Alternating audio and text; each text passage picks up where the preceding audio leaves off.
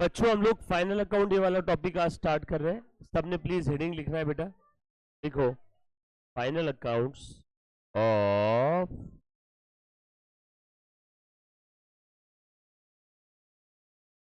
क्या sole sole क्या कर रहे?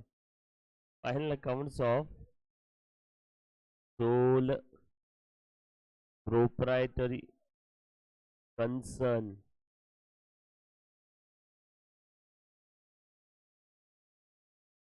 ठीक है, सोल प्रोप्राइटरी मतलब अकेला आदमी ओनर है। हाँ, अकेला, बराबर है। अकेला आदमी ओनर है, एक से ज्यादा ओनर नहीं बेटा। चलो अभी ध्यान देना सब लोग। और यहाँ पे हम लोगों को क्या प्रिपेयर करना है? Final accounts. अच्छा, ये सोल प्रोप्राइटरी कंसर्न भी दो टाइप के हो सकते हैं बच्चों। एक नॉन मैन्युफैक्चरिंग और दूसरा मैन्युफैक्चरिंग। अगर कोई इंस्टीट्यूट का मॉड्यूल रेफर कर रहा है तो फाइनल अकाउंट में ये उनका यूनिट 1 है और ये यूनिट 2 है। फाइनल अकाउंट टॉपिक के अंदर में दो यूनिट है, बराबर है ना? राइट, बहुत इजी टॉपिक है, इससे इजी टॉपिक पूरी दुनिया में नहीं मिलेगा। बहुत इजी है, ध्यान देना सब लोग। थोड़ा सा आगे बढ़ता हूँ, खैर छोड़ो, ये तो बात की बात है। नॉन मैन्युफैक्चरिंग है, मैन्युफैक्चरिंग। सोल प्रोप्राइटरी कंसर्न, जहाँ पे किसी बिजनेस का जो मालिक है, ओनर है, वो सिंगल पर्सन है, अकेला आदमी ओनर है। बेस्ट एग्जांपल आपके गली नुक्कड़ की किराना दुकान, वहाँ पे लिखा रहता है ना, प्रोप्रा रमेश दड़वी, प्रोप्रा प्रोप्राइटर, जैसा पेंट से लिखा रहता है ना, तो सब क्या है? Proprietary business.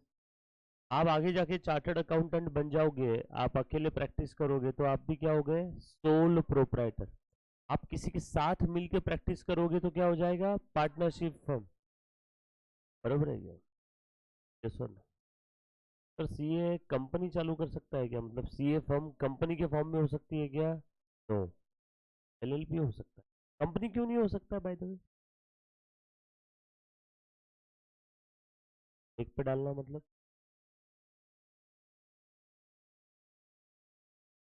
तो एलएलपी, एलएलपी में तो एक से ज्यादा, फिर एक के साइन का कैसे?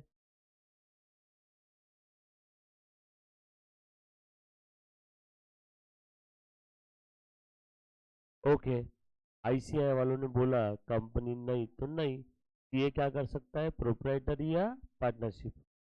और उसके पीछे का लॉजिक क्या है? ये करता क्या है ये बताओ? ओपिनियन देता है। ये क्या करता है? ओपिनियन। और ओपिनियन ओरल या रिटर्न? रिटर्न। उस रिटर्न ओपिनियन को प्यार से ऑडिट रिपोर्ट कहते हैं। उस रिटर्न ओपिनियन को प्यार से ऑडिट रिपोर्ट कहते हैं। तो मुझे एक बात बताओ, ओपिनियन आर्टिफिशियल पर्सन दे सकता है क्या? ओपिनियन के लिए कौन सा पर्सन होना? नेचुरल। इसीलिए पार्टनरशिप फर्म अलाउड है, सोल प्रोप्राइटरी अलाउड है, कंपनी नो। ये फर्म खुद की कंपनी चालू करेगा। Company is an artificial person है, artificial person can not give any opinion. इसमें होती है, बट एलएलपी के अंदर में कंडीशन है, सीए फर्म में तो प्रोफेशनल एथिक्स में पढ़ना, पर नेचुरल पर्सन ही साइन करेगा। वो जो पार्टनर है एलएलपी के, वो ही ऑडिट रिपोर्ट साइन करेंगे, उन्हीं का ओपिनियन आएगा। और एलएलपी के पास कंपनी के कुछ फीचर्स है, बेसिकली है तो वो पार्टनरशिप फर्म ही। यस और नो? इसलिए ऐसा बोला जाता है partnership also include LLP. Yes और नो? क्लियर है? खैर छोड़ो, अपने को तो अकाउंटिंग करना है वो। तो हम लोग क्या बना रहे हैं? Final account. By the way, final account क्या होता है ये बताओ? सोल प्रोप्राइटरी क्या होता है वो तो आपको समझ में आ गया, अकेला आदमी ओनर है, ठीक है, धंधे का। वो धंधा नॉन मैन्युफैक्चरिंग भी हो सकता है, मैन्युफैक्चरिंग। हर बार मैन्युफैक्चरिंग बोला तो कंपनी नहीं होता है। सोल प्रोप्राइटरी ओनर भी मैन्युफैक्चरिंग कर सकते हैं ना, लघु उद्योग, गृह उद्योग, घर के अंदर में पापड़ वापड़ बना के बेच रहे हैं तो वो भी मैन्युफैक्चरिंग ही है। कुछ बात समझ में आई क्या? यस और नो? प्लीज ध्यान देना बेटा, ध्यान दे, प्लीज ध्यान दो। तो फाइनल अकाउंट की मैं बात कर रहा हूँ, पहले तो मुझे एक चीज बता दो कि फाइनल अकाउंट क्यों बनाते हैं?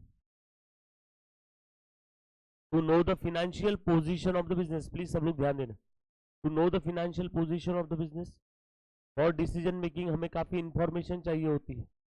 Eight the end of the story business में कितनी एसेट्स है, कितने की लाइबिलिटीज है। At the end of the accounting year business में प्रॉफिट हुआ या लॉस हुआ, कैसे समझेगा? फाइनल अकाउंट से। तो profit loss, gross profit, net profit, assets और लाइबिलिटीज की पोजीशन, या फिर अगर कभी बैंक ने डिमांड किया हमें लोन चाहिए और बैंक बोल रही है लोन चाहिए तो फाइनल अकाउंट सबमिट करो, तो कभी उनके लिए भी देना पड़ता है। कभी इनकम टैक्स डिपार्टमेंट ने बोला आपकी ट्रेडिंग पी&एल बैलेंस शीट दो, तो उनको भी।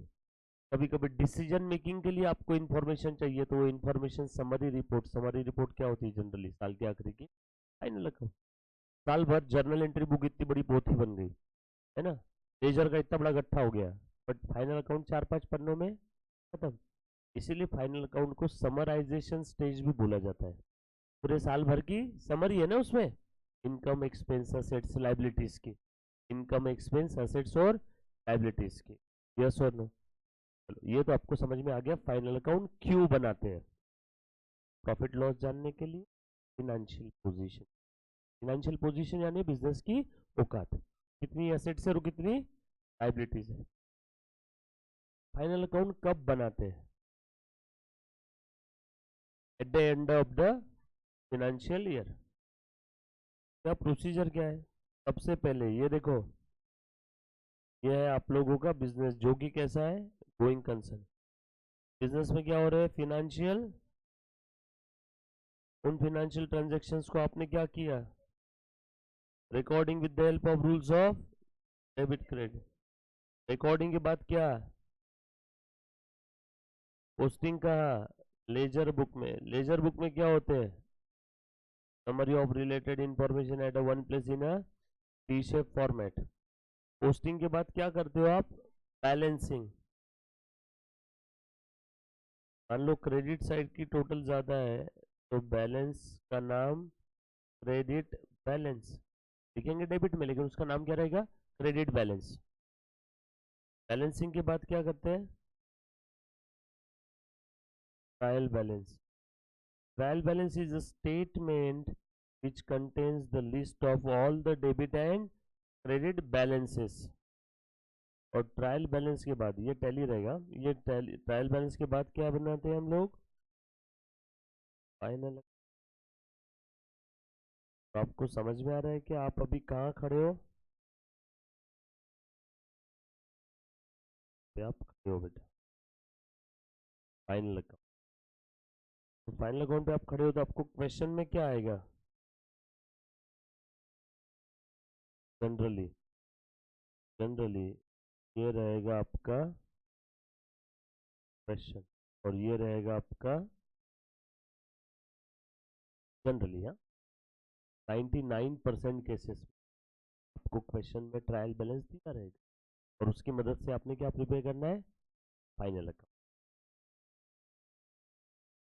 बट अब ये प्रोफेशनल एग्जाम है, सिर्फ ट्रायल बैलेंस तो नहीं रहेगा। ट्रायल बैलेंस के साथ और क्या होती है, एडिशनल फॉर्मेशन। एडिशनल इंफॉर्मेशन को आप लोग प्यार से करके क्या बोलते हो, बेसिकली एडजस्टमेंट होती क्या रे, तो ट्रांजैक्शंस रिकॉर्ड करने बचे, खत्म। रिकॉर्डिंग बाकी है, करना चाहिए था बट अभी तक नहीं किया, तो adjustments are just unrecorded transactions जिनकी रिकॉर्डिंग होनी चाहिए थी बट नहीं कर पाए, अब कर लो। तो अब उसका इफेक्ट हम लोग डबल एंट्री सिस्टम के हिसाब से दे देंगे, कहाँ पे, फाइनल अकाउंट में। कैसे देंगे देखते हैं, बराबर है। तो आपको क्वेश्चन में ये दिया रहेगा ट्रायल बैलेंस और एडिशनल इन्फॉर्मेशन, और ये रहेगा आपका आंसर। ये दो चीज आपको क्वेश्चन में दी रहेगी, बराबर ना, एक दो। और ये क्या रहेगा आपका, सिंपल है। किसी बच्चे को ट्रायल बैलेंस क्या होता है ये पता नहीं है तो देनी पड़ी। ट्रायल बैलेंस एक सिंपल स्टेटमेंट है जो आपको ये चेक करके बताता है कि आपकी अकाउंटिंग में हर बार डेबिट और क्रेडिट इक्वल है Just to check arithmetical accuracy, we prepare trial balance. Just to check arithmetical accuracy, हम लोग क्या प्रिपेयर करते हैं? Trial balance. ये बात समझ में है सभी को? पक्की बात? तो ट्रायल बैलेंस आपको जनरली क्वेश्चन मिल जाएगा, प्लस कुछ एडिशनल इंफॉर्मेशन काउंटिंग रहे तो उसकी मदद से क्या। अच्छा, फाइनल अकाउंट बोला तो क्या बनाना पड़ता है इसमें? सोल प्रोप्राइटर ही है, कंपनी नहीं है। क्या क्या बनेगा? Trading account, profit and loss account लिख रहे हो ना हर कोई, और बैलेंस शीट। बरोबर है? All set?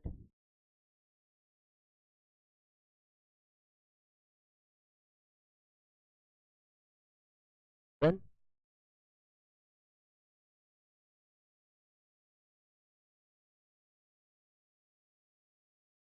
इजी ना एकदम? प्लीज ध्यान देना,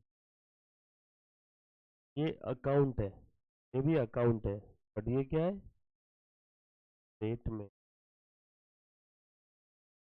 ऐसा स्टेटमेंट है जो हमें पोजीशन बताएगा इसकी, बिजनेस की। तो इसीलिए इसको प्यार से पोजीशनल स्टेटमेंट भी कहते हैं। क्या बोलते हैं इसको? Positional statement.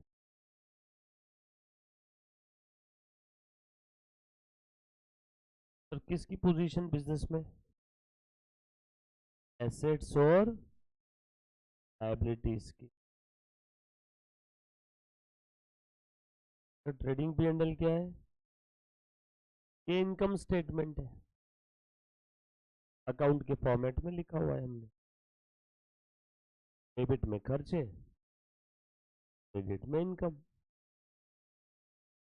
डेबिट में खर्चे, क्रेडिट में इनकम। नॉमिनल अकाउंट है ना, मतलब यहाँ पे भी खर्चे, पे भी एक्सपेंसेस। कौन से एक्सपेंस कहाँ लिखेंगे? Very good, direct expenses related to goods. Goods को रेडी फॉर यूज और रेडी फॉर सेल करने तक का जो भी नेसेसरी खर्चा है वो सब कहाँ पे आ जाएगा? ट्रेडिंग के डेबिट में। और उसके बाद के बचे हुए सारे खर्चे, like salary, printing, stationery, phone, rent, commission, discount, repair में, सब कहाँ पे आ जाएगा? पीएनएल। पीएनएल की लिस्ट बहुत बड़ी है, पीएनएल की लिस्ट याद नहीं करने का। ट्रेडिंग का ध्यान रखो, माल खरीदने से लेके या माल बनाने से लेके या खरीदने से लेके या बनाने से लेके रेडी फॉर सेल करने तक का ऑल नेसेसरी एक्सपेंसेस और all direct expenses directly related to goods, वो सब कहाँ पे आएगा? ट्रेडिंग के डेबिट में। उसके बाद के सारे पीएनएल में। अब आपके दिल में जो सवाल आए पूछो, मुझे एक्सपेंस का नाम बताओ, मैं इस सेंटेंस के भरोसे बता सकता हूँ वो एक्सपेंस ट्रेडिंग में आएगा पीएनएल में। मैंने एक सेंटेंस में खत्म किया, बोल बेटा। देखो अगेन वही सेंटेंस अभी जो मैंने बोला, माल खरीदने या बनाने से लेके तो रेडी फॉर सेल करने तक के सारे खर्चे ट्रेडिंग के डेबिट में। रॉयल्टी भी ट्रेडिंग के डेबिट में आएगा। कैसे? ध्यान से सुनना। क्या होता है? रॉयल्टी कब देते हैं, किसको देते हैं? ध्यान से सुनना।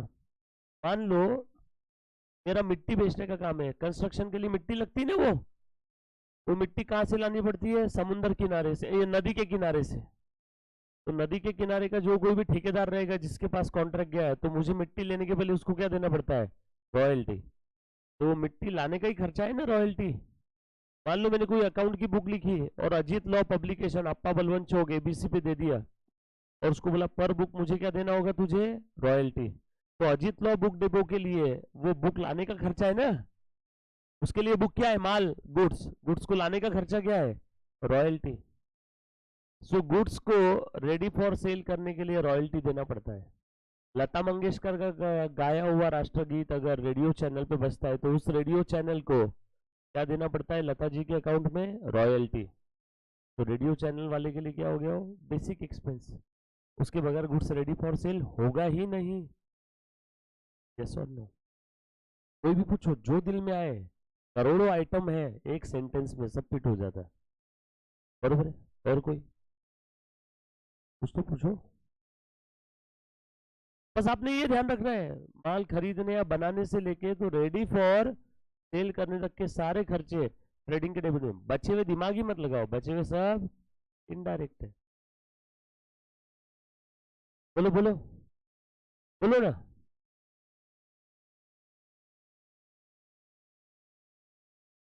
हाँ, वो इनडायरेक्ट एक्सपेंस है, माल लाने का खर्चा है नहीं। प्रोविडेंट फंड,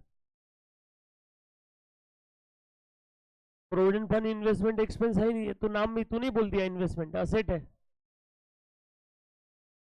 और प्रोविडेंट फंड एम्प्लॉय के लिए दिया होगा तो वो इनडायरेक्ट एक्सपेंस है, लाइक अ सैलरी।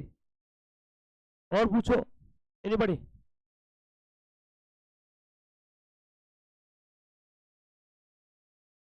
जहाँ पे आई एन इन लिखा रहता है वो इनवर्ड, जहाँ पे ओ यू टी आउट लिखा है। अच्छा, इन क्या होता है? इन लाने का खर्चा, कैरिज इनवर्ड यानी धंधे में माल इन करने का खर्चा, कैरिज इनवर्ड ट्रेडिंग के डेबिट में। आउट, धंधे से माल बाहर भेज रहे हैं, क्यों भेजते हैं? बेचने के लिए ना, तो माल बेचने का खर्चा है वो कैरिज आउटवर्ड। जैसे मेरा एसी बेचने का बिजनेस है, मैंने 10 एसी टेम्पो में डाल के लेके आया, तो टेम्पो वाले का जो बिल हो गया वो हो गया कैरिज इनवर्ड, एसी लाने का बिल। उसके बाद उस 10 में से एक एसी मैंने इसके घर पे लगवाया, इसके घर पे एसी भेजना पड़ा है ना कस्टमर के घर पे, तो टेम्पो के अंदर में एसी रखा और वो टेम्पो गया, कस्टमर गया, तो वो हो गया कैरिज आउटवर्ड। माल भेजने के लिए जो टेम्पो के चार्जेस है वो कैरिज आउटवर्ड, माल लाने के लिए जो चार्जेस है वो इनवर्ड। माल खरीदने से या बनाने से रेडी फॉर सेल करने तक का सारा खर्चा ट्रेडिंग के डेबिट में, कैरिज इनवर्ड ट्रेडिंग का डेबिट, कैरिज आउटवर्ड पीएनएल का डेबिट। और कोई पूछो पूछो एनीबॉडी? इजी एकदम। जैसे माल खरीदा, बोलो तो, माल खरीदा, परचेज, माल को ट्रक में लोड किया, उसके लिए क्या लगा? लेबर या वेजेस। ट्रक खुद का है तो फ्यूल पावर, भाड़े का है तो ट्रांसपोर्ट चार्जेस और कैरेज इनवर्ड, जकात नाका, गाड़ी भाड़ा, फ्रेट, लोकल टैक्सेस, रॉयल्टी। समझ में आया क्या? ये सारे खर्चे कहाँ पे आएंगे? ट्रेडिंग के डेबिट में। माल आ गया बिजनेस में, अब दिमाग ही मत लगाओ, सारे खर्चे, godown rent, salary, printing, stationery, electric, commission, discount, है ना, रेंट, एडमिनिस्ट्रेशन, जनरल एक्स, सब पीएनएल के डेबिट में। बोल बेटा। एसेट में,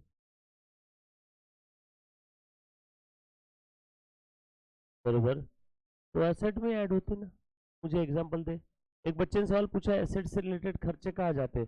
फॉर एग्जांपल खर्चा बता कोई एसेट से रिलेटेड। वो एसेट में ऐड नहीं होगा, वो रेवेन्यू एक्सपेंस है, वो पीएनएल के डेबिट में। माल को लाने का खर्चा है क्या? वो तू ही बता। नहीं, मतलब वो ट्रेडिंग में आएगा क्या? नहीं, फिर वो किधर मरेगा? पीएनएल। ये आसान कर दी मैंने आपकी लाइफ। ट्रेडिंग में कौन से खर्चे आ रहे हो बता दिए, बचे हुए सब इनडायरेक्ट है। रिपेयरिंग का एक्सपेंस इनडायरेक्ट, असेट को रिपेयर कर, किसको भी रिपेयर कर, कहाँ पे जाएगा? पीएनएल के डेबिट। बोल। हम्म। हाँ, गोडाउन रेंट पीएनएल, ट्रेडिंग नहीं, पीएनएल। गोडाउन का रेंट पूछ रही है या लेबल लगाने का चार्जेस बोल रही है? गोडाउन का रेंट तो पीएनएल में, वो बेचने के लिए ना। गोडाउन में क्यों रख रहे हैं? बेचने के लिए। रेडी फॉर सेल हो गया गुड्स बनने के बाद, बनने के बाद रेडी फॉर सेल हो गया, अब उसको स्टोर करके रख रहे हैं। रेडी फॉर सेल करने तक का ही खर्चा ट्रेडिंग के डेबिट में, बरोबर है? नहीं तो फिर तो सारे खर्चे ट्रेडिंग के डेबिट में आ जाएंगे, वैसा अगर तू सोचेगी तो। और पूछो बेटा कोई, तेरे को समझ में आएगा बेटा?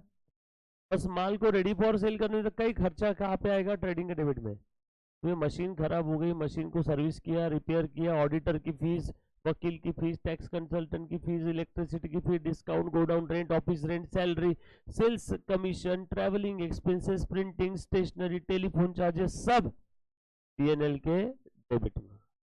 तुम मुझे पूछो, मैं आपको बता दूं, कोई भी खर्चा जो दिल में आता होगा, एनीबॉडी, प्लीज प्लीज सोचो। आप गूगल भी कर सकते हो, कुछ अगर पूछना है तो। क्लियर है? सेंटेंस समझ में आए सभी को? आपकी लाइफ सॉर्टेड है आज के बाद। अब आप चाहे foundation, inter, final, real life, practice या जॉब कुछ भी कर रहे हो, इस सेंटेंस को हमेशा ध्यान रखना। ये सेंटेंस आपको कोई किताब नहीं बोलने वाली है, ध्यान रखना इस सेंटेंस को। राइट? पक्का? किसी मन में और डाउट? देखो बचपन में आपने ये किया होगा, आपने, मैं एक्सपेक्ट कर रहा था यार आपसे, आप ये पूछोगे ट्रेडिंग एक्सपेंस कहाँ जाता है।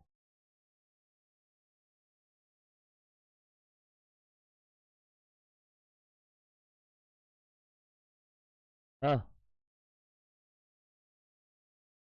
अच्छा ध्यान रख लेना,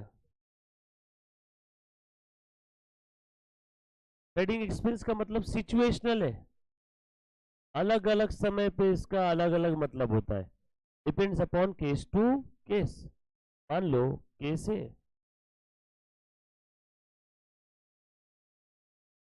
if the question general expenses not given, if in the question general expenses is not given और ट्रेडिंग एक्सपेंस दिया हुआ है, जनरल एक्सपेंस नहीं दिया है, देन assume ट्रेडिंग एक्सपेंस ही जनरल एक्सपेंस है, देयरफॉर ये कहा जाएगा पीएनएल के डेबिट में। इतना सिंपल मैंने बोल दिया। अगर जनरल नहीं दिया तो समझ जाओ ट्रेडिंग ही जनरल है, और जनरल कहा जाता है पीएल के डेबिट में। इस भी if in the question general expense is given, general expense अलग से दिया है, ट्रेडिंग भी दिया है, तो अब जबरदस्ती ट्रेडिंग को जनरल मत अज्यूम करना, क्योंकि दोनों क्या है, अलग अलग है। देन ट्रेडिंग ट्रेडिंग में, जनरल पीएनएल में।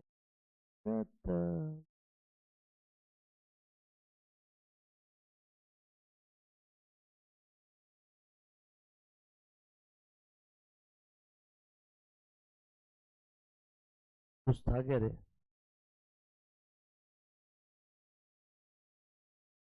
प्लीज लिखो।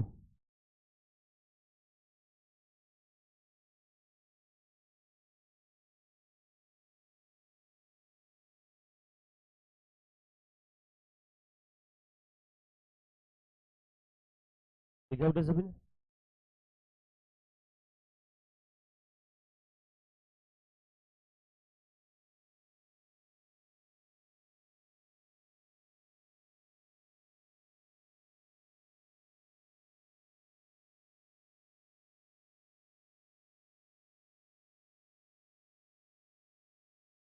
हाँ?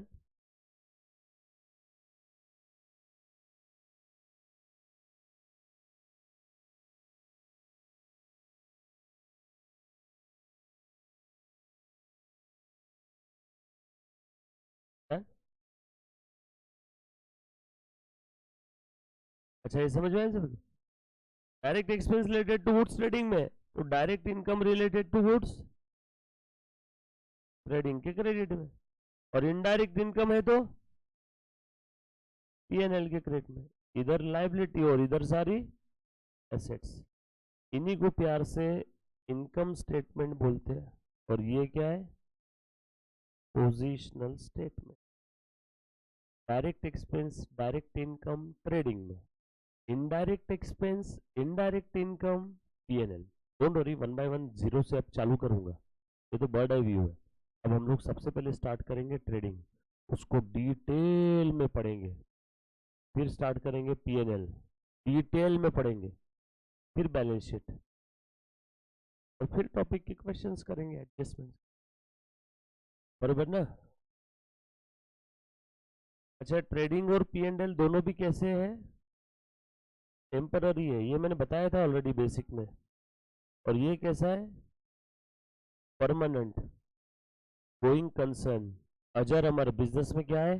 Balance sheet. बैलेंस शीट ही परमानेंट है। बाकी ट्रेडिंग का जो बैलेंस आएगा वो कहाँ जाएगा? पीएनएल में। और ट्रेडिंग क्लोज, पीएनएल का बैलेंस कहाँ जाएगा? बैलेंस शीट में। पीएनएल भी क्लोज। बैलेंस शीट कभी क्लोज नहीं होती है, बैलेंस शीट अगले साल क्या होती है? Carry forward. और अगले साल बैलेंस शीट के सारे बैलेंसेस को हम लोग क्या बोल के रिकॉर्ड करते हैं? ओपनिंग बैलेंस बोल के रिकॉर्ड करते हैं। फिर से transactions recording, posting, balancing, trial balance, फिर से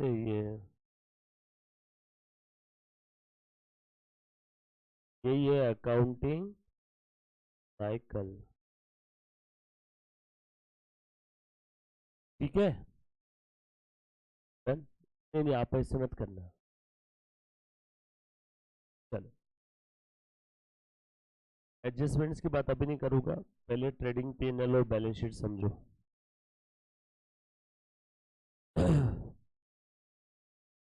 पुनः ध्यान दो। अब सबसे पहले मैं लिख रहा हूं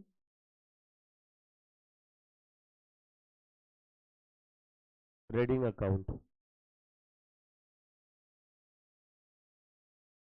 फॉर द ईयर एंडेड, जो भी ईयर एंड रहे।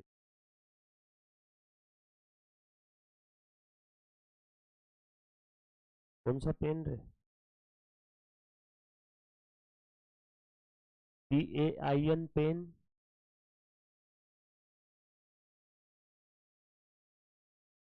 PEN पेन की? फिर उसको पेन दो कोई, दिया गया?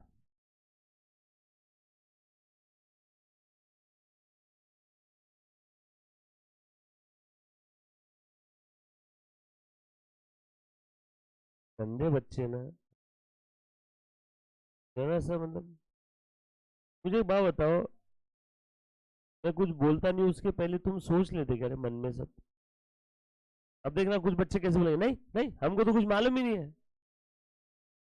ऐसे ही बड़ा हो गया वो, कुछ समझा ही नहीं उसको आज तक।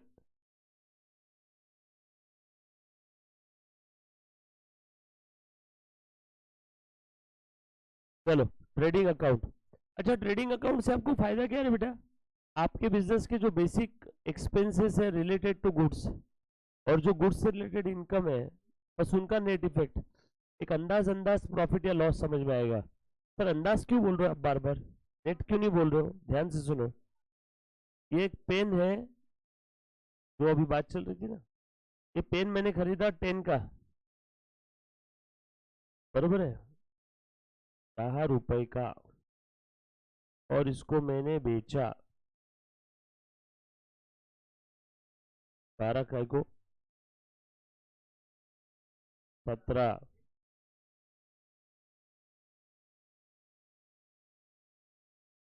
ओ वाह, बोलो प्रॉफिट कितने का हो गया? 10 का 17 में, 10 का 17 में, है ना? 10 का पेन 17 में बेच दिया, प्रॉफिट हो गया 7 रुपी।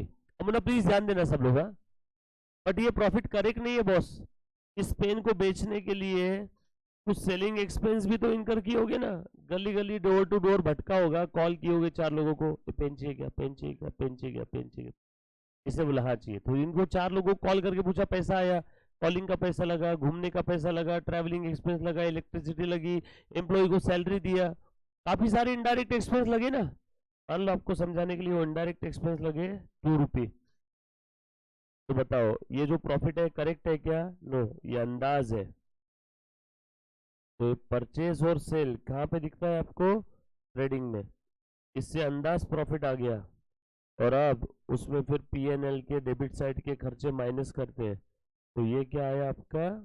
Net profit. तो हमारा ट्रेडिंग की लिमिट, सीमा यहाँ तक ही है। नेट प्रॉफिट कहाँ से आएगा? पीएनएल से। कैसे आएगा देखेंगे बाद में। तो ट्रेडिंग अकाउंट मुझे एक अंदाज अंदाज प्रॉफिट का आइडिया दे देता है।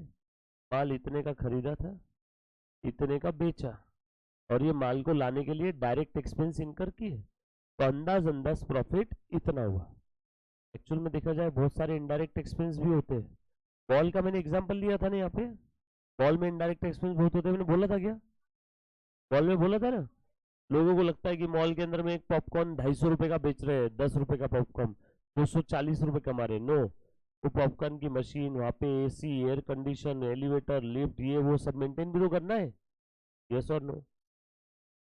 अभी ध्यान से सुनो। और जो बेचता है, जो लेडी बेच रही है, उसका भी मेंटेनेंस। मॉल के अंदर में जो बेचने वाले कभी कभी खरीदने वाले से ज्यादा अच्छे दिखते हैं।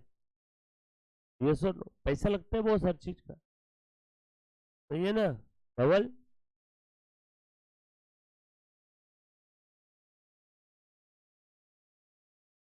चलो देखो, ये माल मैंने खरीदा,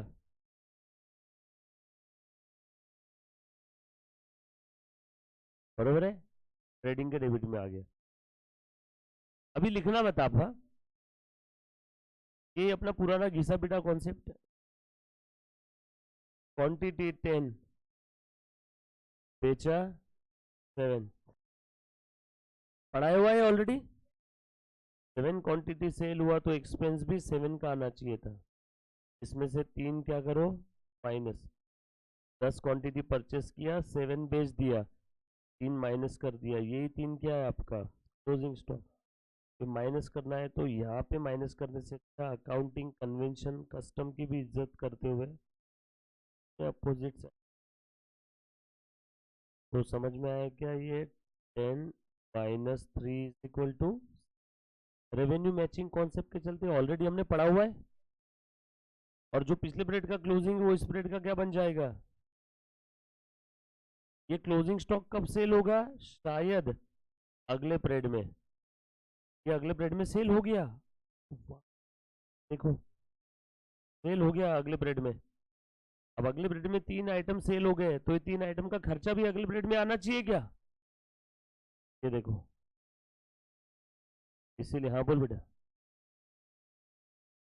इसमें क्वांटिटी लिख, हाँ, ₹70 आएगा।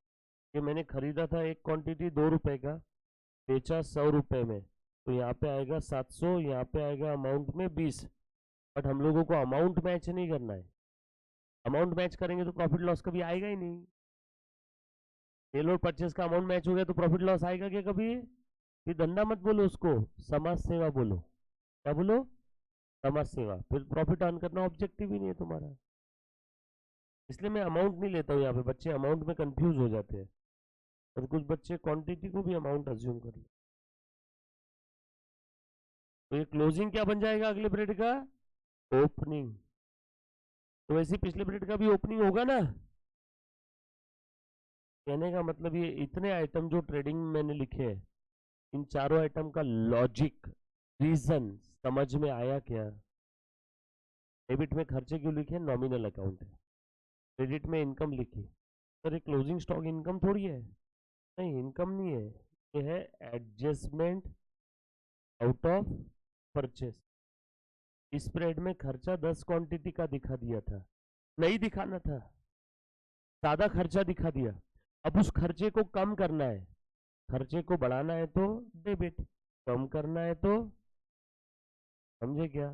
खर्चा कम, क्रेडिट, इनकम बढ़ी, क्रेडिट। क्लियर?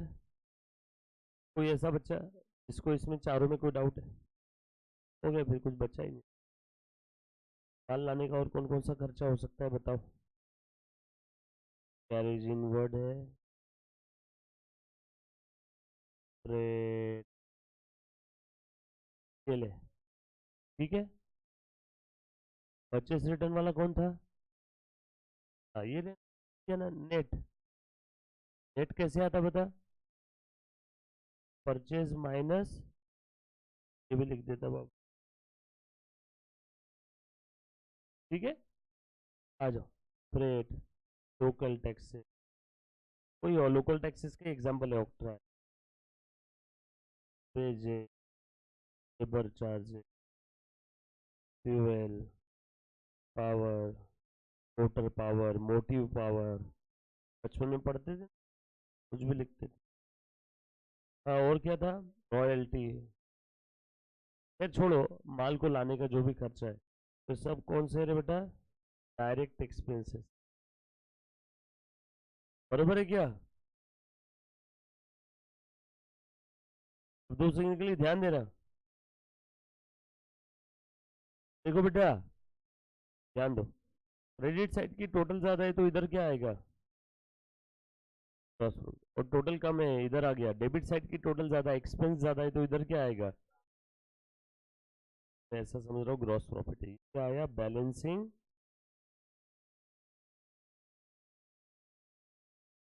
ठीक है, ये कौन सी साइड थी, लेफ्ट हैंड साइड। और ये बैलेंसिंग फिगर लिखने के बाद ये दोनों साइड की टोटल सेम हो जाएगी क्या, पक्का ना? मतलब left hand side is equal to right hand side. अभी खड़ा था, इसको आड़ा कर दूं क्या अब, वर्टिकल में लिखा था ना अभी, ये ओपनिंग स्टॉक, ओपनिंग स्टॉक, ये देखो, ओपनिंग स्टॉक, बरोबर है ना? उसके बाद क्या है, परचेज। 10 ही है ना सब, ये एक साइड में 10। ये सब डायरेक्ट एक्सपेंस लिख दो एक साथ, कहाँ अलग अलग एग्जाम्पल लिखते बैठते। 10 डायरेक्ट एक्सपेंस, चलेगा ना? प्लस, कुछ भी नहीं कर रहा हूं, ये लेफ्ट साइड थी ना, is equal to right side, sale closing stock, और वो goods loss by fire, goods loss due to theft, जो भी होगा वो एग्जाम्पल बहुत सारे लिखने के लिए लिख सकते हैं। बट मैं इक्वेशन को सिंपल रखने के लिए वो नहीं लिख रहा हूँ अभी, क्या होता है वो भी लिख सकते हैं। मैंने लिख दिया सेल, और क्या है बेटा इधर में, सेल के अलावा क्लोजिंग स्टॉक, ये राइट हैंड साइड। कहाँ से पैदा हुआ ये, ट्रेडिंग अकाउंट से। किसी को कोई तकलीफ है क्या, इतना बड़ा स्टेटमेंट बनाने से अच्छा तो सुला दो ना उसको। कोई तकलीफ है किसी को, पक्का आगे चलो, रुको ना, ध्यान दे। अब ये ओपनिंग स्टॉक है, 10 परचेस, 10 डायरेक्ट। ये मैं जीपी इधर ट्रांसफर कर दूं क्या, तो क्यों, बता दो क्यों कर रहा हो तो क्लोजिंग को इधर ले लेता हूँ, ये प्लस क्लोजिंग इधर आ गया तो, और ये प्लस जीपी उधर गया तो माइनस जीपी। और सेल्स में से प्रॉफिट अगर माइनस कर दिया तो क्या मिलता है, कॉस्ट। सेल से प्रॉफिट माइनस किया तो क्या मिलता है, कॉस्ट। ये पेन मैंने 17 में सेल किया और इसमें कमाए मैंने 7, तो बताओ कॉस्ट कितनी होगी, 10। कैसे निकाला, 17 माइनस 7, सेल माइनस प्रॉफिट। किसकी कॉस्ट मिली आपको, किसकी किसकी, मेरी तुम्हारी, है जो माल बेचा उसकी, जो माल बेचा उसकी कॉस्ट, जो माल बेचा उसकी कॉस्ट, वो अंग्रेजी में बोलते हैं कॉस्ट ऑफ गुड्स सोल्ड।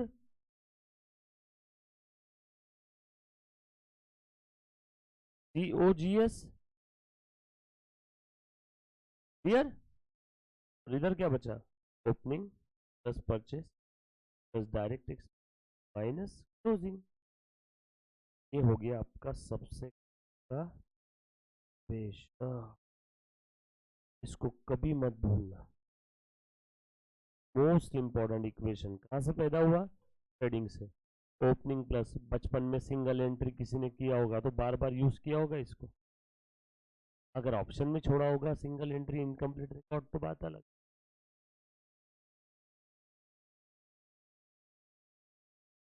अब नहीं जाएंगे, तो हम पकड़ लेंगे। देखो, तो opening stock plus purchase plus direct expense, opening stock plus purchase plus direct expense minus closing is equal to COGS, is equal to COGS।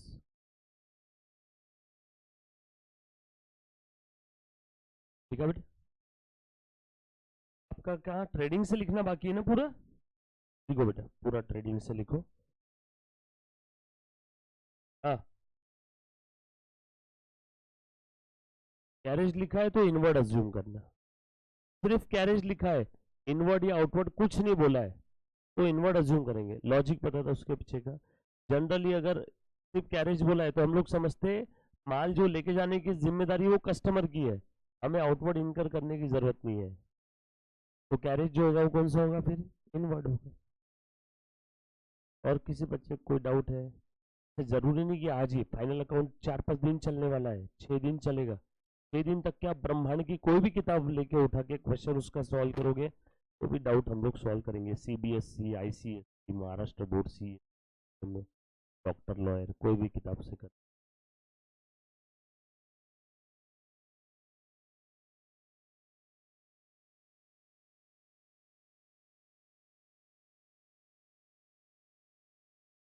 कोई भी किताब से करो, लेकिन जो क्वेश्चन मैं करवा के दूंगा वो मत मिस करना।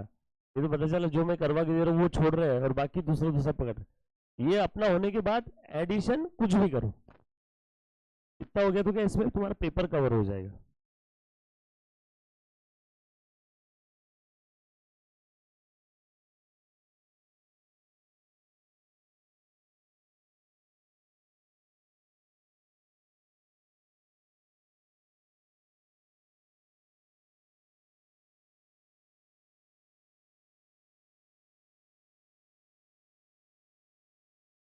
लिखा बेटा?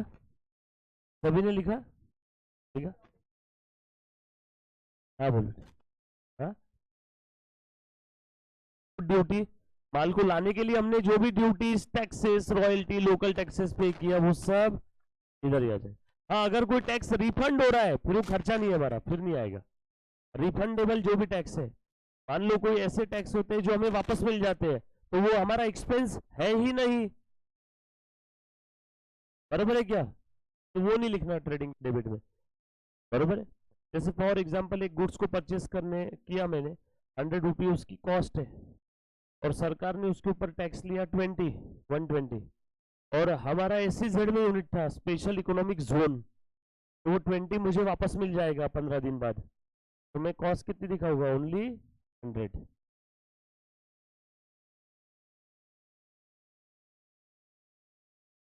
हाँ होगा ना, अकाउंटिंग तो होगी, बरोबर है। सरकार को डेटर दिखा देंगे, जिस दिन पैसा आ जाएगा उस दिन क्रेडिट कर, बरोबर है। टैक्स रिसीवेबल अकाउंट डेबिट, जिस दिन आ जाएगा उस दिन cash account debit to tax receivable. बोल बेटा।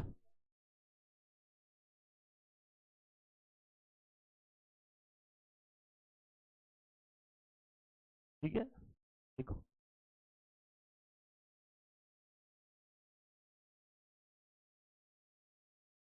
देखा बेटा?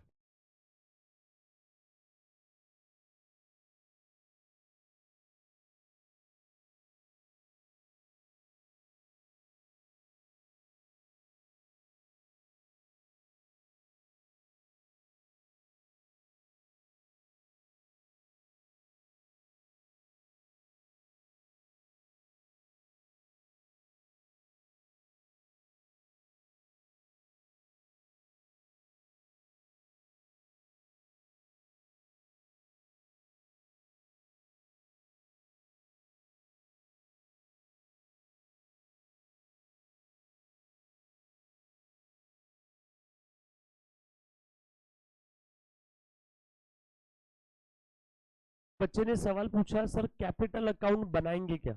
अगर जरूरत पड़ी ना तो कैपिटल अकाउंट भी बनाएंगे हम लोग, जरूरत पड़ी तो कैपिटल अकाउंट भी बनाएंगे। अगर ओनर जो है वो क्या नाम से रिप्रेजेंट करते हैं हम लोग उसे? कैपिटल के।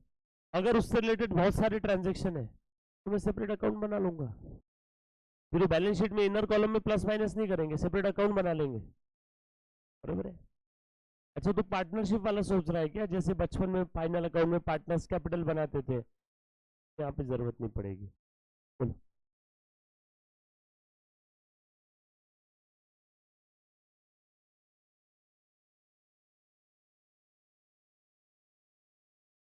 बराबर। कौन सा ड्राइंग किस फॉर्म में किया उसने? AC उखाड़ के लेके गया, कैश लेके गया, गुड्स लेके गया, क्या लिया? हाँ, तो बस दो इफेक्ट हो गए ना, कैपिटल कम कैश कम। माल लेके गया तो कैपिटल कम माल कम, AC ले गया तो कैपिटल कम AC कम, बराबर। चलो बेटा आगे, ठीक आ गया सभी ने?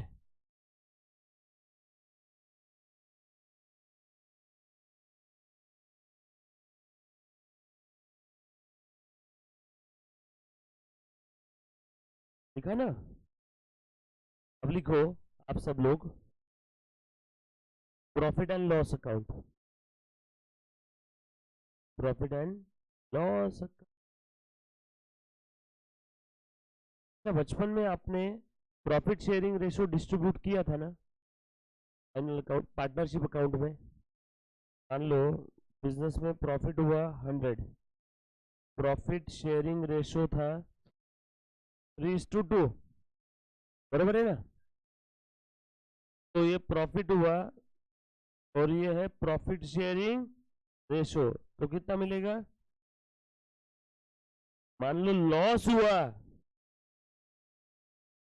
तो प्रॉफिट शेयरिंग रेशो अगेन 3:2, तो लॉस कैसे बांटेंगे? लॉस को भी प्रॉफिट शेयरिंग रेशो में। अरे प्रॉफिट शेयरिंग रेशो का यूज सिर्फ प्रॉफिट को बांटने के लिए होता है या लॉस भी बांट सकते हैं? प्रॉफिट शेयरिंग रेशो क्यों बोलते हैं उसको, लॉस शेयरिंग रेशो क्यों नहीं बोलते? हाँ क्या? अच्छा, तो इसके लिए प्रॉफिट शेयरिंग रेशो। ओके ठीक है, ठीक। हर बार अलग अलग जवाब मिलते हैं, इस बार भी एक दो अलग जवाब मिले। जब पार्टनरशिप आएगा तब हम लोग देखेंगे। बाय द वे लॉस को ही नेगेटिव प्रॉफिट बोलते हैं। Loss is also called as negative profit. तो profit sharing ratio whether positive profit sharing ratio whether negative profit sharing ratio, PSR is PSR. Loss रहा तो उसको क्या बोलते हैं? Negative profit.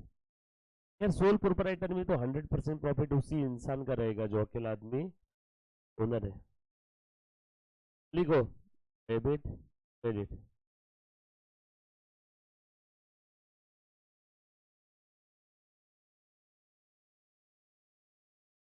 बरोबर है क्या? लिखो प्लीज सब लोग, प्लीज ध्यान देना। बोलो बेटा यहाँ पे कौन से खर्चे आएंगे? अच्छा ये भी हमने देख लिया था, फॉर द ईयर एंडेड क्यों लिखते हैं? बेसिक में देखा था। ट्रेडिंग और पी एंड एल अकाउंट पूरे साल भर के एक्सपेंसेस और इनकम को कवर कर रहे हैं। Unlike balance sheet, balance sheet ऐसी नहीं है। बैलेंस शीट जिस दिन बन रही है उस दिन की एसेट्स और उस दिन की लाइबिलिटी। उसके पहले एसेट क्या थी उससे कोई लेन देन नहीं, उससे पहले लाइबिलिटी क्या था कोई लेन देन नहीं। इसीलिए balance sheet as on that date बनती है। Balance sheet is like a photo selfie. उस मोमेंट पे, जिस मोमेंट पे आपने फोटो क्लिक किया उस मोमेंट पे आप क्या कर रहे थे, उससे पहले क्या कर रहे थे नहीं मालूम। उस मोमेंट पे क्या हो रहा है वो क्या दिख रहा है बेटा बैलेंस शीट में, एसेट्स में। बट यहाँ पे trading P and L is like a video film, पूरे साल भर के इनकम और एक्सपेंस को कवर करेंगे। अच्छा ग्रॉस प्रॉफिट हुआ तो यहाँ पे आ जाएगा क्या? ग्रॉस प्रॉफिट कहां से आया? Transfer from trading account. Gross loss हुआ तो यस और नो? अब बचे हुए सारे इनडायरेक्ट एक्सपेंस लिख दो इधर में। डायरेक्ट एक्सपेंसेस, माल को लाने तक का सारा खर्चा है, माल को रेडी फॉर यूज करने तक का सारा खर्चा, रेडी फॉर सेल करने तक का सारा खर्चा ट्रेडिंग के डेबिट में, बात का सब पीएनएल में। अब इसकी लिस्ट तो इनफाइनेट है। बोलो कौन कौन से खर्चे बचपन से पहला लिखने की आदत रहती? अच्छा सॉरी, हाँ, advertisement, depreciation, rent, insurance premium, बरोबर है, बहुत सारे है ना। Printing stationery, telephone charges, bank charges. Indirect income कुछ है क्या? कमीशन मिल रहा है, रेंट मिल रहा है, हाँ बेटा। अच्छा यहाँ पे एक और चीज लिख लेता हूँ, देखो जरा ध्यान देना बेटा, ध्यान दो। ये बेटा इधर ध्यान दे। बिजनेस में लॉस हो गया, पैसा डूब गया, बैड डेट। बेटा सब लोग पेन नीचे रख दो 2 मिनट के लिए। सब लोग पेन नीचे रख दो, बस ध्यान दो। पैसा डूब गया, बैड डेट हो गया ना, लॉस है ना फिर मेरा। मान लो एडजस्टमेंट में और दिया है कि बैड डेट और हो गया, तो additional bad debt, additional bad debt, new bad debt, तो ये बढ़ेगा या कम होगा? पक्का? और बैड डेट हो गया, बरोबर है। एडजस्टमेंट में ऐसा भी लिखा था कि जो डेटर्स है ना, डेटर्स, एडजस्टमेंट में ऐसा लिखा था जो भी डेटर्स है उन डेटर्स का 5% और डूब सकता है। तो उसके लिए कंजर्वेटिज्म कॉन्सेप्ट को मद्देनजर रखते हुए फ्यूचर में 5% डूब सकता है ऐसा हमें लग रहा है, तो अभी से उसके लिए प्रोविजन क्रिएट करूँ क्या? तो डेटर्स का जो भी क्लोजिंग बैलेंस रहेगा इसके ऊपर हम लोग क्या क्रिएट करेंगे? मान लो डेटर्स का क्लोजिंग बैलेंस है 10,000 और आरडीडी का परसेंटेज है मान लो 10%, तो कितना आ जाएगा? ये कहाँ पे दिया है? एडजस्टमेंट में। एडजस्टमेंट में क्या बोला है कि जो भी डेटर्स है, एडजस्टमेंट में इतना बोला है बस, make a provision for doubtful debt. क्या एडजस्टमेंट में ऐसा बोला है प्रिपेयर आरडीडी? क्या एडजस्टमेंट में ऐसा बोला है make a provision for bad debt, make a provision for doubtful debt, make reserve for doubtful debt, make reserve for bad debt? शाम तेरे कितने नाम? 4। RDD, reserve for doubtful debt, reserve for bad debt, provision for doubtful debt, provision for bad debt, सब एक ही। तो adjustment में ऐसा बोला है कि आरडीडी क्रिएट करना है 10%, तो 10% किसका रहता है? एडजस्टमेंट में लिखा नहीं रहता है कि डेटर्स के ऊपर 10% ले, बस इतना बोला रहेगा आरडीडी 10%। तो 10% किसके ऊपर? क्लोजिंग डेटर्स, क्योंकि डूबने के चांसेस किसके रहते हैं? डेटर्स के। यस और नो? तो डेटर्स पे ले लिया आरडीडी। ये ये फ्यूचर में इतना लॉस होगा ना, फ्यूचर में इतना लॉस होगा, तो कंजर्वेटिज्म कहता है फ्यूचर में होने वाले लॉस के लिए अभी से प्रोविजन क्रिएट करो। ये देखो मैंने अभी से प्रोविजन या रिजर्व क्रिएट कर लिया। आरडीडी कौन सा? ये न्यू, न्यू आरडीडी। मान लो ये है 100, ये है 500, और ये कितना आया? 1000। लॉस है ना, तो ये मैंने, एक सेकेंड, ये मैंने लॉस, फ्यूचर में होने वाले लॉस को आज ही रिकॉग्नाइज कर लिया। मैंने आरडीडी क्रिएट करी 1000 रुपए की। मुझे ऐसा लगता है फ्यूचर में 1000 डूब जाएगा, इसीलिए फ्यूचर में डूबने वाले के लिए मैंने अभी से प्रोविजन क्रिएट कर दिया, अभी से उस फ्यूचर के लॉस को आज ही एंटिसिपेट कर लिया। कंजर्वेटिज्म कॉन्सेप्ट ने ऐसे ही बोला था, एंटिसिपेट फ्यूचर एक्सपेंस लॉसेस। लेकिन जब मैंने क्वेश्चन में आगे का ट्रायल बैलेंस पढ़ा तब मुझे क्वेश्चन में दिखा ट्रायल बैलेंस में ऑलरेडी आरडीडी था 300 रुपए का। ये कौन सा आरडीडी है? ओल्ड, क्वेश्चन में दिया हुआ था। अरे अब हमें टोटल आरडीडी कितनी चाहिए थी? 1000। ऑलरेडी कितनी क्रिएटेड है? 300। तो फर्दर कितनी क्रिएट करना चाहिए था? 700। अरे यार मैंने तो 1000 लिख दिया। माइनस कर दोगे फिर? ये माइनस आ गया, 1000 माइनस 300, 700, बरोबर है। ओल्ड में 0 होगा तो कितना आएगा यहाँ पे? बरोबर है, तो क्रेडिट करना पर यही लिखो ना। कितना आसान था। Bad debt plus new bad debt plus new RDD minus old RDD.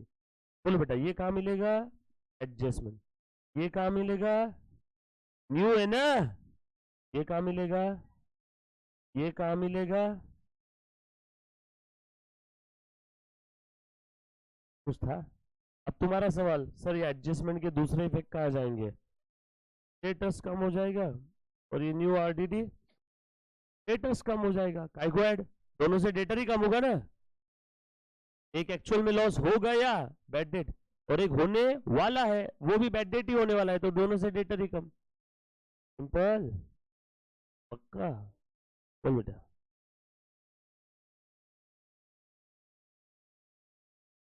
हाँ, नहीं ऐसा कभी नहीं होगा एडिशनल बैड डेट परसेंट में दिया है, ला के दिखाओ मेरे को ऐसा कोई एक क्वेश्चन। नहीं है, ला के दिखाओ। मैं भी 12th पढ़ा रहा हूँ। एडिशनल बैड डेट का भी परसेंट में नहीं रहता, आरडीडी रहता है परसेंट में। और अगर एडिशनल बैड डेट का भी परसेंटेज दिया है तो डेटर्स पे।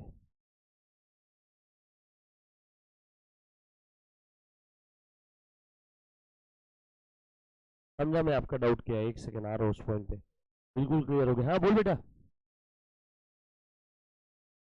सेम डाउट है वृंदा का और तेरा। ए आजा बेटा, आजा आजा, तुम दोनों का डाउट सेम है। मैचिंग मैचिंग डाउट पूछा दोनों ने, मानना पड़ेगा भाई।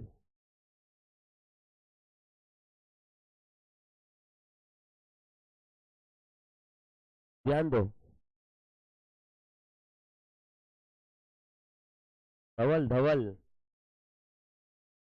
क्या यार, ये भी एक से पहले से एकदम क्यूरियोसिटीज पूछी, कौन था? फिर जैसे जैसे बोली धवल, ये वृंदा गलत है यार। मतलब धवल भी अच्छा लड़का है। What is this man? अच्छा है धवल, अच्छा है धवल, अच्छा है भाई। तो वृंदा बोली धवल अच्छा है, धवल अच्छा बच्चा है। आ जाओ पहले डाउट सुन लो, इंपॉर्टेंट डाउट है, ये एग्जाम में आने वाला है गाइस, इंपॉर्टेंट है, ये एग्जाम में आने वाला है। आजा बेटा आजा, ध्यान दो ध्यान दो ध्यान दो। जैसे ध्यान से देखो, ये डेटर्स है, ट्रायल बैलेंस में दिए थे, मान लो आपको समझाने के लिए 10,000, बरोबर है।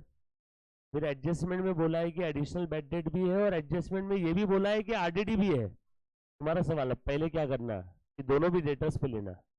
मुझे बताओ सबसे पहले बेड डेट जो डूब गया उसको माइनस करो डेटर्स में से, न्यू बेड डेट। मान लो न्यू बेड डेट है फॉर एग्जाम्पल 1000, ये माइनस कर, बोलो बचा कितना? जो छोड़ के जाने वाले थे वो चले गए, अब ये बचे हैं 9,000। इन बचे हुए में से भी डाउटफुल है कुछ, 10% समझ लो, उनको भी भगा दो। डी 10%, 10% 10,000 पे नहीं लेना, क्योंकि 10,000 पे लिया तो कहीं ना कहीं ये न्यू बेड डेट पे भी आरडीडी क्रिएट हो जाएगा। जो डूब गया उसके लिए आरडीडी क्रिएट करने की जरूरत नहीं ना, बचे हुए पे आरडीडी। कितना आया? 900।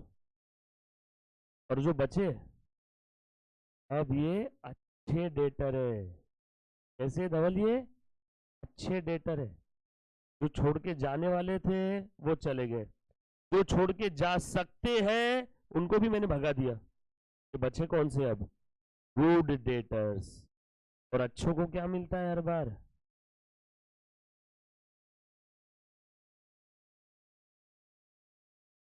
Discount on debtors. इसका भी परसेंटेज दिया रहता है।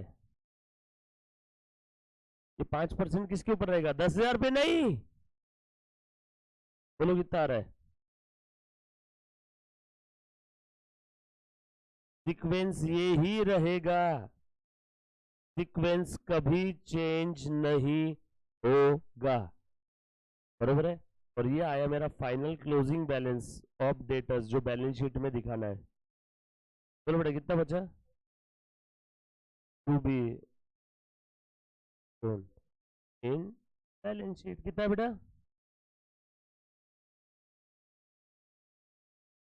बरोबर है क्या? बैलेंस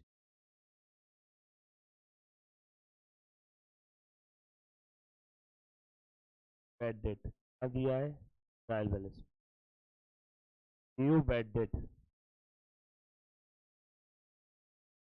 न्यू बैड डेट कौन सा है? 1000 ना,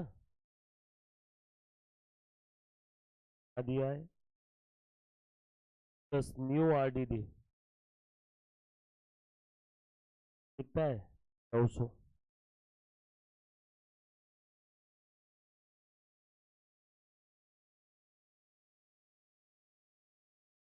यही फिगर आएगी यहाँ से भी, चेंज नहीं होगा।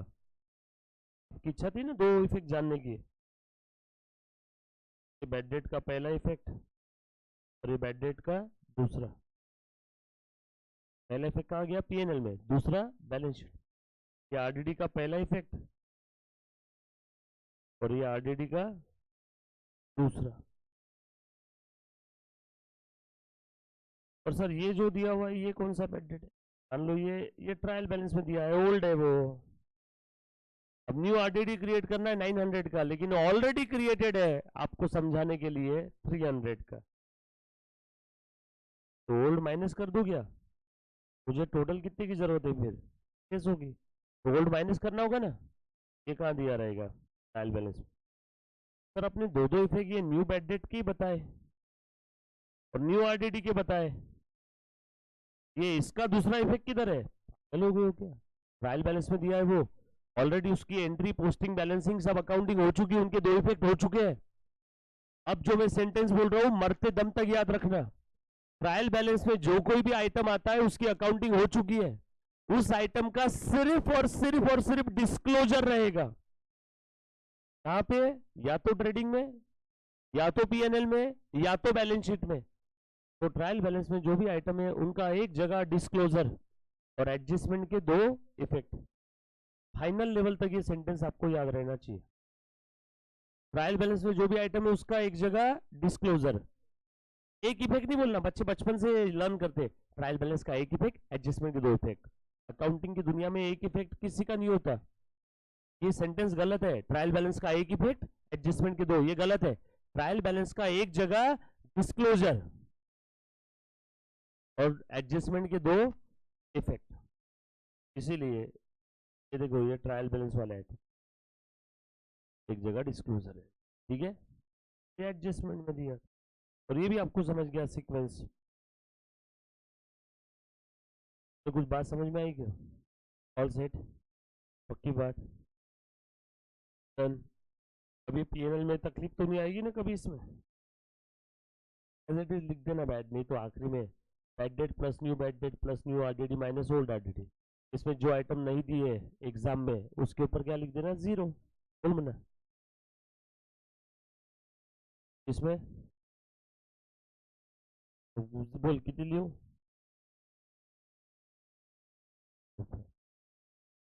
फिर भी प्लस माइनस तो कर सकते हैं ना।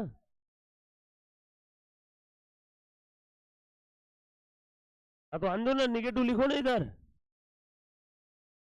अरे बाबू बात एक ही है, डेबिट में निगेटिव लिखना क्या या क्रेडिट में?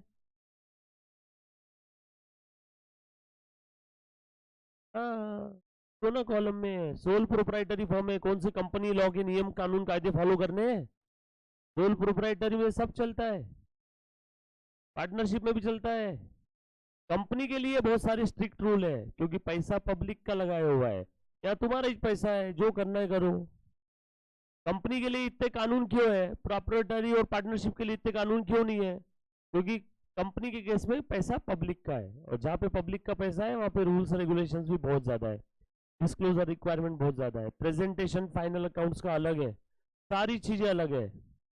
लेकिन सोल प्रोप्राइटरी फर्म है, मरोगे भी तुम, बचोगे भी तुम, सब तुम्हारा ही है। तुम किसी बाजू वाले को जब तक तकलीफ नहीं देते तब तक कोई स्ट्रिक्ट रूल्स नहीं है, बरोबर है?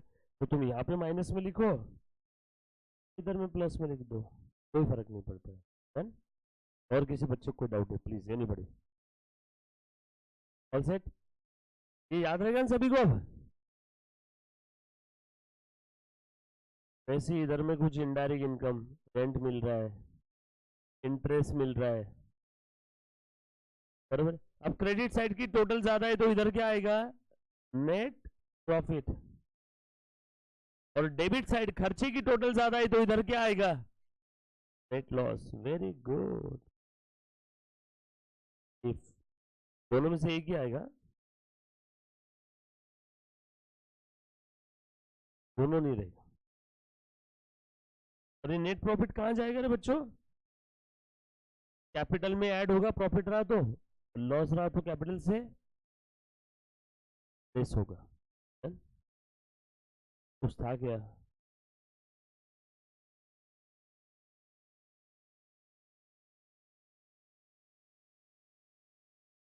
लिखो फटाफट से।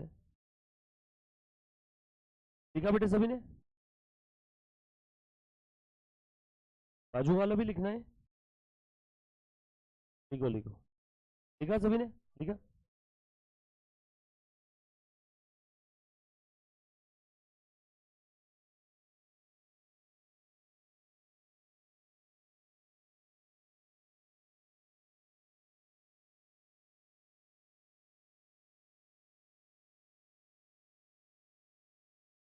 बच्चों फाइनल अकाउंट 12 नंबर है, 10 to 12 मार्क्स फिक्स। एक नंबर इसमें कटना नहीं चाहिए, एक भी नंबर कटना नहीं चाहिए, होना ही चाहिए। क्यों नहीं होता tally? Intra debit credit tally, adjustment के दो इफेक्ट टैली, टैली में टैली मिला है तो नया बैलेंस शीट भी टैली, तो कैलसी भी है, बरोबर ना? अब मुझे एक बात बताओ, ट्रेडिंग पीएनएल के बाद क्या बनाते हैं आप लोग?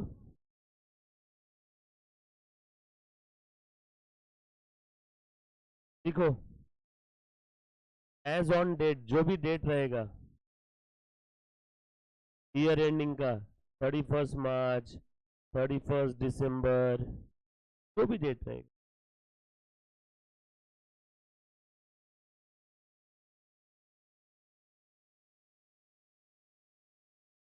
सब लोग साथ में बच्चों देखो, balance sheet set, balance sheet सबसे इजी है और सबसे कम समय, इसमें लाइबिलिटीज लिखना है, एसेट लिखना है, और इसमें बैलेंसिंग फिगर निकालने का काम नहीं है, टैली होता ही है। अगर हमारा टैली नहीं हुआ तो फिर गलत हो गया क्वेश्चन, तुम्हारा आंसर गलत हो गया, बरोबर है ना? और हमने ड्यूअल एस्पेक्ट कॉन्सेप्ट पढ़ा था बेसिक में, कितने बार टैली किया था बैलेंस शीट? एक क्वेश्चन में 20-25 बार, ड्यूअल एस्पेक्ट कॉन्सेप्ट है ना? डोंट वरी, जो बच्चों ने पढ़ा नहीं ऐसे गुस्से से मत देखो मेरी तरफ, पीरियोडिकल फ्रेमवर्क ये टॉपिक में वापस ही सारे कॉन्सेप्ट आएंगे, तब मैं वापस बताऊंगा। पीरियोडिकल फ्रेमवर्क बाकी है, अकाउंटिंग प्रोसेस बाकी है। चलो मुन्ना ध्यान देना, बोल बेटा लाइबिलिटी में क्या क्या लिखूं? कैपिटल, कैपिटल क्यों लिखते हैं लाइबिलिटी में? बिजनेस एंटिटी कॉन्सेप्ट, आज के बाद फालतू किसी ने कुछ भी नहीं बोलना है। कैपिटल क्यों लिखते हैं लाइबिलिटी में? Business entity concept, owner and business अलग अलग पर्सन है, जब भी किसी अलग पर्सन से कुछ लिया तो वो वापस करना है, वापस करना है तो लाइबिलिटी। प्रॉफिट हुआ तो ऐड कर देंगे ना, लॉस हुआ तो, अच्छा उसने ड्यूरिंग द पीरियड नया कैपिटल लाया तो न्यू कैपिटल एडिशन, अच्छा विड्रॉ किया तो, अच्छा बिजनेस अगर ओनर को इंटरेस्ट ऑन कैपिटल दे रहा है तो कैपिटल बढ़ेगा या कम होगा? बिजनेस ओनर को कैपिटल पे इंटरेस्ट दे रहा है, अच्छा इंटरेस्ट ऑन ड्रॉइंग अगर ले रहा है, ओनर से कुछ लेना है तो हम लोग उसका कैपिटल कम कर देते, ये सर नो, तो कुछ बात समझ में आ रही क्या? इन सब का सब प्लस माइनस करके आउटर कॉलम में जो फिगर आती है उसको क्या बोलते हैं? Closing capital. ये क्या था पहले का? Opening capital. बस इसी को जो मैंने वर्टिकल लिखा इसी को सुला दूं, ये वर्टिकल था ना, इस तरफ सुलाओ मत, ओके, बस इतनी पार्ट को मैं जूम कर रहा हूं।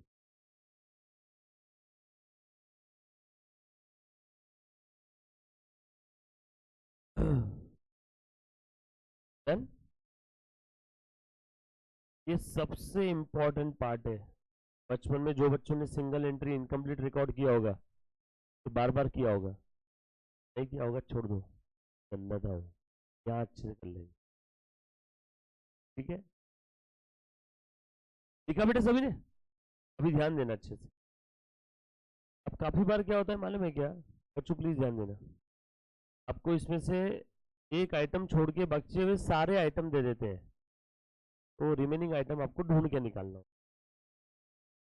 समझ में आया क्या? फाइनल अकाउंट का 4 नंबर का क्वेश्चन आता, सिर्फ इतने वर्किंग नोट, इसमें बाकी सारे आइटम दे दिए बस एक छोड़ के, तो आपको कैलकुलेट करना है। तो ये इक्वेशन काम आएगा क्या? बोलो मेरे साथ साथ, opening capital plus new capital plus profit minus loss minus drawing minus interest on drawing plus interest on capital is equal to closing capital. Simple है ना, लॉजिकल है। कैपिटल, नया कैपिटल लाए तो ऐड, प्रॉफिट हुआ तो, ओनर को कुछ भी देना है तो, ओनर से लेना है तो, ओनर ने विड्रॉ किया तो is equal to closing. Simple है ना। कुछ देना है तो एक्चुअल में मत दो, कैपिटल बढ़ा दो। कुछ लेना है तो एक्चुअल में मत लो, कैपिटल कम कर दो। क्लियर, सिंपल है। बाकी तो इसमें लिखना मतलब आपकी तौहीन करना है। इधर में फिक्स असेट, करंट असेट, या आपकी long term liability, short term liability. हाँ भाई, अब क्रेडिटर वगैरह नहीं लिखेंगे हम लोग यहाँ पे। शॉर्ट टर्म लाइबिलिटी में creditors, bill payable, amount payable, bank OD सब आ गए। ठीक है, और ये बैलेंस शीट क्या हो जाएगी, टैली। एलटीएल, लॉन्ग टर्म लाइबिलिटी, ऐसी लाइबिलिटी जिसका पेमेंट करना है इन नेक्स्ट अकाउंटिंग ईयर या उसके बाद, एक साल बाद। Short term liability same accounting year में। FA fix asset, CA current asset. Current asset में आ गया ना क्लोजिंग स्टॉक। लिखोगे ऐसा करंट असेट में, cash, debtors, bill receivable, bank, closing stock in godown, closing stock in transit. Liability में generally sole proprietary में रिजर्व होते नहीं है, रिजर्व होते हैं पार्टनरशिप और कंपनीज में, तो वो सब आएंगे separate heading, reserves and surplus. और वो कैपिटल को पार्टनर है तो पार्टनर को दे देते। इसमें नहीं, वो लिक्विडेशन में या कुछ नहीं, पहले बाहर वालों को दो। अरे ऑर्डर कुछ नहीं है, सुनो ध्यान दो। एक बच्ची ने सवाल पूछा, ऑर्डर ऑफ लिक्विडेशन फॉलो करना है क्या, तो वो लिक्विडेशन ऑफ कंपनी, अगर आप वो टॉपिक पढ़ रहे हो तो ही आपको करना है, अदरवाइज फॉलो नहीं करना है। यस और नो, एक सेकेंड ना।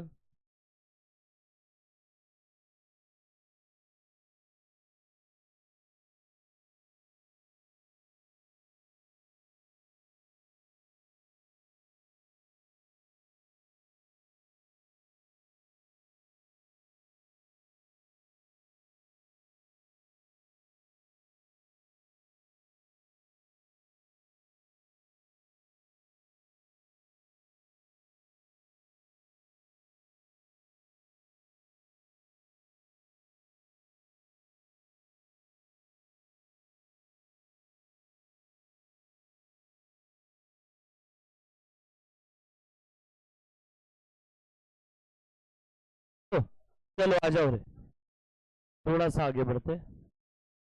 खत्म खत्म है, आगे बढ़ना मतलब क्या, आगे नहीं बढ़ेंगे, लेक्चर खत्म करके आगे बढ़ना होगा ना अपने को। अभी ध्यान दो, मेरा एक सिंपल सा सवाल है मुन्ना, सब लोग ध्यान देना, बहुत सिंपल सा क्वेश्चन है।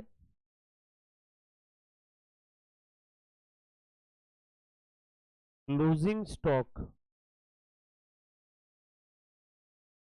दिया हुआ है क्वेश्चन में 10,000, बोलो क्या करना है इसका। वैसे नहीं, बच्चे हाथ खड़े करो, मुझे जवाब दो, प्रॉपर जवाब चाहिए। अब बोल धवल।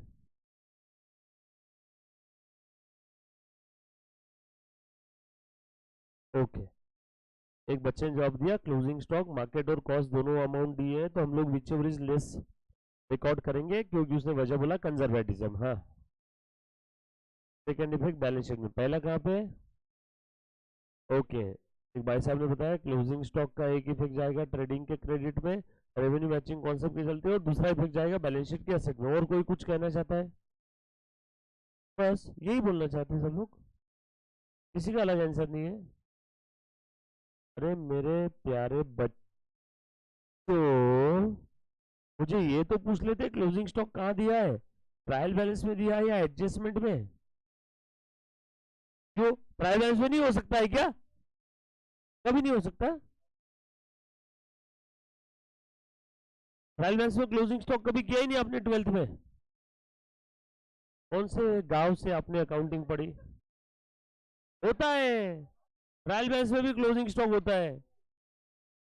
तो ध्यान से सुनो सब लोग, अभी जो अभी धवल ने बताया वो सारी चीजें सही है, लेकिन कब, if closing stock is given in the adjustment. तो यहाँ पे क्लोजिंग स्टॉक के दो इफेक्ट है, एक ट्रेडिंग अकाउंट के क्रेडिट में और दूसरा बैलेंस शीट के, बरोबर है क्या? लेकिन closing stock if given in trial balance, trial balance में कोई आइटम दिया हुआ है स्पेसिफिकली, ट्रायल बैलेंस में ओपनिंग क्लोजिंग दोनों दे देते हैं, ट्रायल बैलेंस में क्लोजिंग स्टॉक दिया है, इसका हिंदी भाषा में मतलब होता है ट्रायल बैलेंस में जो भी आइटम आते हैं वो आइटम आते कहां से? एंट्री, पोस्टिंग, बैलेंसिंग, और वो बैलेंसिंग कहां आती है? Trial balance. मतलब ट्रायल बैलेंस में किसी भी आइटम को अगर प्रकट होना है, ट्रायल बैलेंस में किसी भी आइटम को अगर दिखना है, तो उसे कौन से रास्ते से होके गुजरना होगा? पूरी journal entry, ledger, posting, balancing. Yes, तो क्लोजिंग स्टॉक अगर ट्रायल बैलेंस में है, मतलब क्लोजिंग स्टॉक की, हेलो ध्यान देना सबने, क्लोजिंग स्टॉक ट्रायल बैलेंस में मतलब उसकी अकाउंटिंग हो चुकी है, अब फिर से उसकी अकाउंटिंग नहीं करना है, बस उसका एक जगह डिस्क्लोजर देना है। Very good. बैलेंस शीट के उसकी अकाउंटिंग हो चुकी है, मतलब ट्रेडिंग अकाउंट में उसका इफेक्ट हो गया, मतलब वो परचेज से एडजस्ट हो गया। क्यों सर? ऐसा अज्यूम करो ना, बैलेंस शीट में इफेक्ट हो गया, बैलेंस शीट अकाउंट है क्या? इफेक्ट कहां पे होगा? उसका अकाउंटिंग हुआ है मतलब ट्रेडिंग में, परचेज से एडजस्ट हो गया, फिर से उसको ट्रेडिंग में नहीं दिखाना। ट्रायल बैलेंस में क्लोजिंग स्टॉक है तो कहां आएगा? सिर्फ और सिर्फ और सिर्फ बैलेंस शीट के एसेट। All set? मेरे ख्याल से हम लोग इसके ऊपर क्वेश्चन सॉल्व। Next lecture.